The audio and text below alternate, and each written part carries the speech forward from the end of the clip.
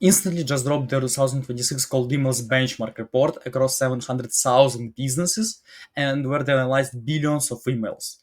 They say the average reply rate is 3.43%, while top 10 senders consistently hit 10.7 reply rate on average and more. But my reply rate across all of the clients is 2.2%. And I'm not worried about it at all. Let me show you. So let's get started. First, what I can say is credit to Instantly for actually putting this together, because most platforms keep their data locked and do not provide such things. So this is genuinely useful. What stood out is average reply rate across all users, 3.43%, which is pretty high. I mean, it depends, and I'm gonna walk you through the details down below. Top 10% of the senders are actually hitting 10.7%, and that's actually like 3x gap. And for doing like the same activity, that's what actually tells us that it's not about just doing more of it. It's about targeting and how relevant the message is, this sort of stuff, and like infrastructure as well. um, Open rate average was 44.2%, and they also like measured different days where the engagement is higher, which is kind of useful as well if you're running lower volume. They also said that optimal email length is under 80 words, which is the same as we tested. It's pretty similar stuff. Right now, one CTA, one clear CTA, so the prospect know what exactly to do next. Um, 4 to 7 touch points in a sequence, which I don't really agree with, and the first email captures the most of the engagement. But where it really gets interesting is that the report analyzes 700,000 businesses, which is like basically everyone from the solo founders to like sending 30 emails per day or like 10 emails per day to massive agencies. I mean, not like me, even bigger, that are sending like hundreds of thousands emails per day. So yeah, this is actually where it gets interesting. Let's actually um, yeah, basically here you see this is basically the report, and let's actually go and talk about like important stuff.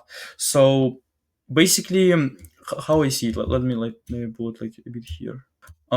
This is like basically a spectrum of both things, and both of them can actually work. But the problem is where you try to be somewhere here, for example. This is like where it gets a bit messy. So one side of the spectrum is when you send 50 to 100 emails per day, or maybe you can increase it even to like 300 emails per day, and all of them are hyper personalized. They're hyper segmented.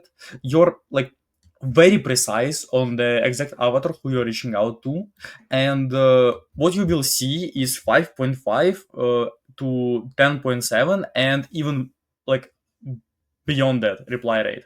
And this is basically in 25% of senders that instantly kind of outlined, and probably it will be even more. So this is basically one side of a spectrum, and the other side of the spectrum is when you're like me, for example, like my clients, like other people who believe that like Alex Hormozzi says, for example, volume negates luck. You're sending 1,500 emails per day plus. You're infra heavy because that's what it really takes, and you're like averaging 1% reply rate to 2.2% reply rate. Sometimes it can be like even 2.5% reply rate, but in the end you have more total results. So this is basically the approach where you have, for example, like target market, like all your target market basically, and you contact your target market, like all of them basically every quarter, and every month you contact, for example, this part, then second month you contact, like for example, this part, then third month you contact like this part, and you contacted like almost everyone, and then in the month 4, then you come back to this part, month 5 you come back to this part, and yeah, basically you just contact all of them every quarter with different messaging, and you test the scale because you actually have data to compare, and you have a like a big enough sample to see like what actually works. And this is like second side of a spectrum, what I actually do for my clients. But the problem becomes where you start like going somewhere here. So you send like, I don't know, like 500 emails per day or something like that. You kind of believe in the infra. You kind of go hyper personalized. You kind of try to segment your market very precisely.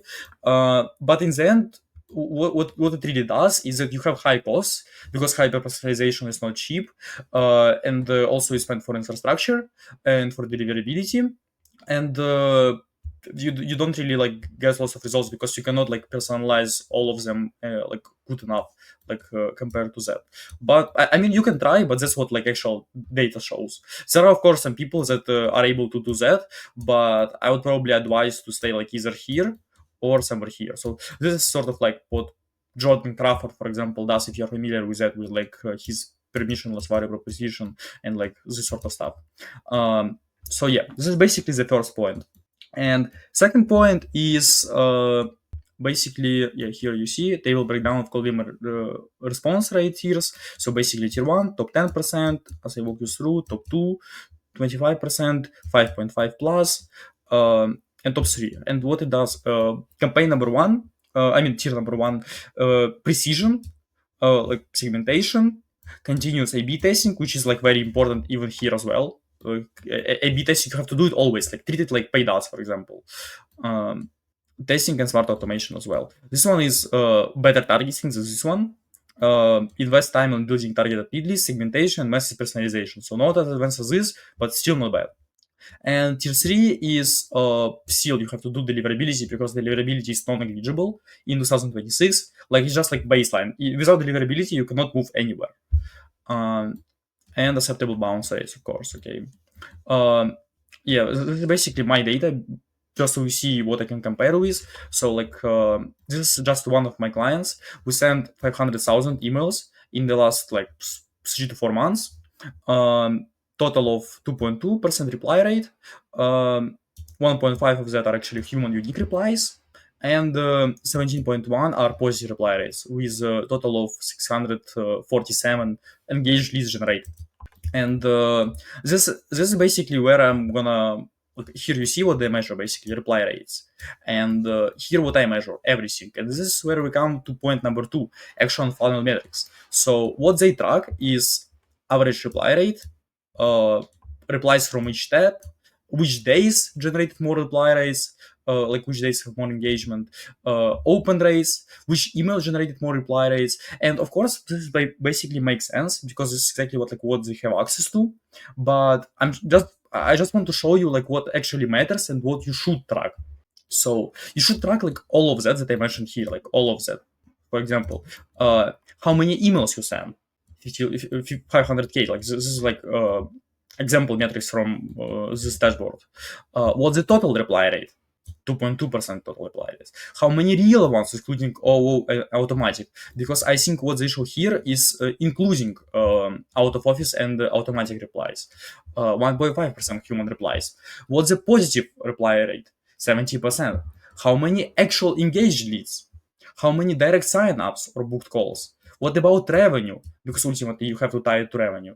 And just what I'm trying to say is that like it doesn't matter what's your reply rates if you cannot like book any calls. You know what I mean? It doesn't matter how people replied positively to your campaign if you can't get any of them to actually sign up and give you money. So, and it does make sense that instantly only publish these metrics, but yeah, because they're like a sequencer, it's mostly the only data that they have, and what they can like attribute a scale.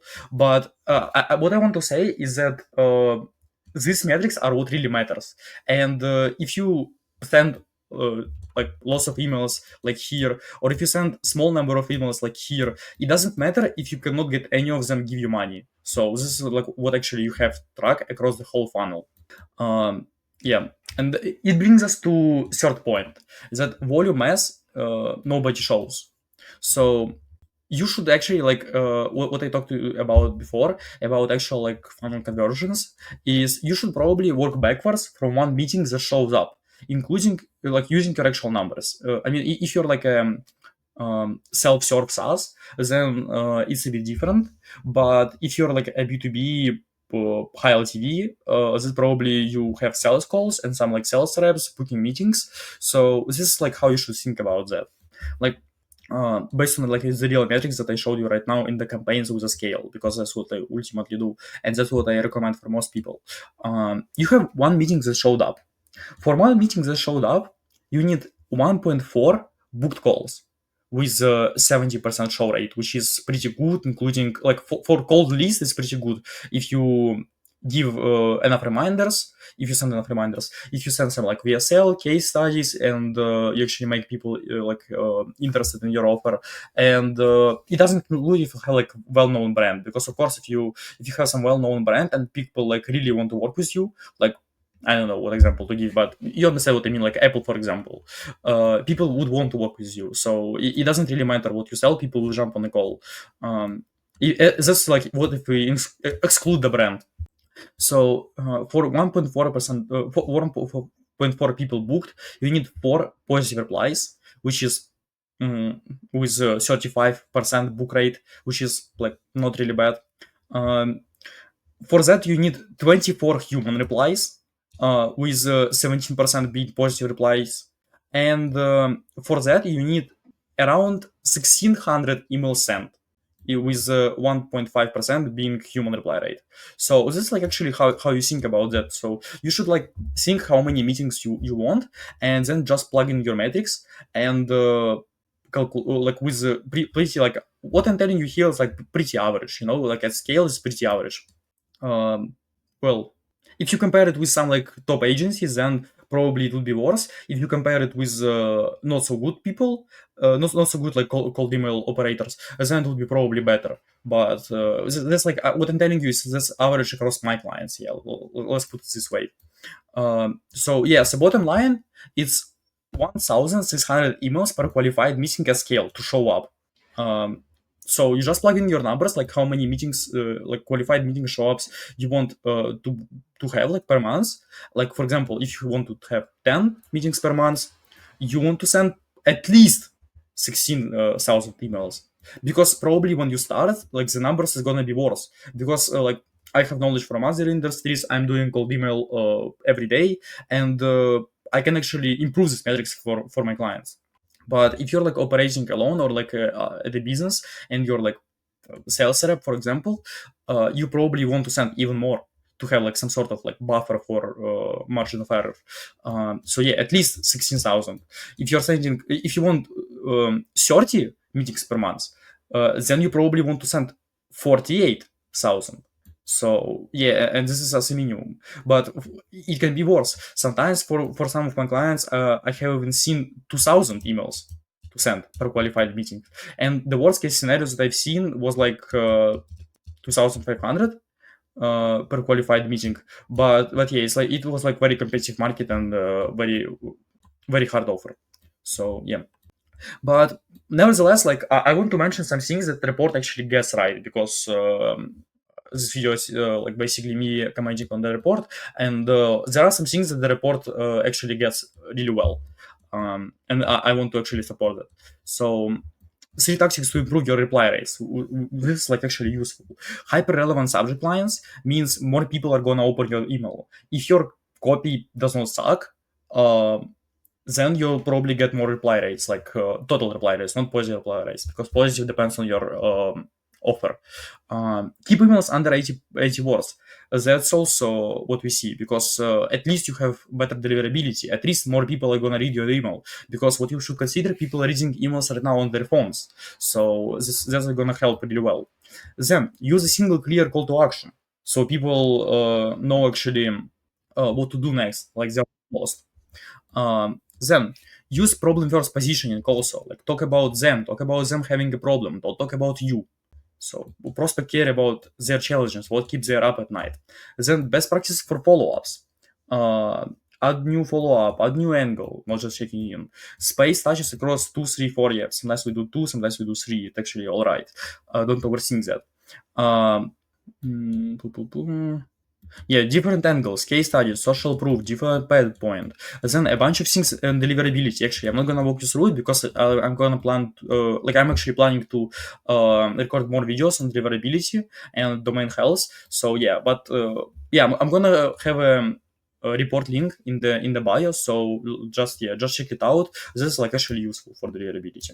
So if you want to see what the volume as looks like for a specific business, how many emails, what the infrastructure costs, how many meetings it realistically turns into, just book a growth mapping call with us. Link will be below in the description, and we'll run those numbers together, and you leave a call knowing